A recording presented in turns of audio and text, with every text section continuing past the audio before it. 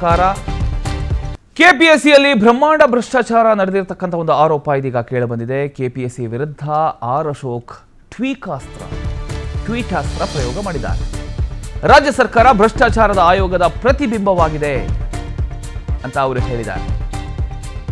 KPCC ವಿರುದ್ಧ R Ashok ಅವರು ಟ್ವೀಟಾಸ್ತ್ರ ಪ್ರಯೋಗ ಮಾಡಿದ್ದಾರೆ. ನೇಮಕಾತಿಯಲ್ಲಿ ಹುದ್ದೆಗೆ 80 ಲಕ್ಷ ರೂಪಾಯಿ ಡೀಲ್ ನಡೆದಿದೆ. ಕೆಪಿಎಸ್ಸಿ ಅಂದರೆ ಕ್ಯಾಶ್ ಪೋಸ್ಟ್ ಸೆಟಲ್ಮೆಂಟ್. ಕಾಂಗ್ರೆಸ್ ಲಕ್ಷಾಂತರ ಉದ್ಯೋಗಾಕಾಂಕ್ಷಿಗಳ ಕನಸು, ವಿಶ್ವಾಸಕ್ಕೆ ದ್ರೋಹ.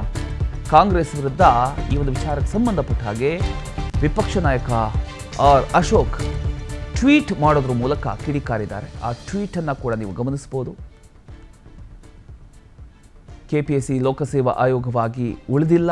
ಕೆಪಿಎಸ್ಸಿ ವಿರುದ್ಧ ಬಿಜೆಪಿ ಈ ರೀತಿಯ ಒಂದು ಟ್ವೀಟಾಸ್ತ್ರವನ್ನು ಮಾಡಿದೆ. ಕೆಪಿಎಸ್ಸಿ ಅಂದರೆ ಏನು ಅನ್ನೋದನ್ನು ಕೂಡ ಸ್ಪಷ್ಟವಾಗಿ ಉಲ್ಲೇಖ ಮಾಡಿದ್ದಾರೆ ನೋಡಿ.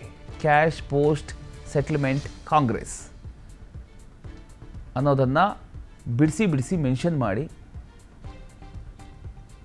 ಅದನ್ನು ಮುಖ್ಯಮಂತ್ರಿಗಳಿಗೆ ಟ್ಯಾಗ್ ಮಾಡಿದ್ದಾರೆ.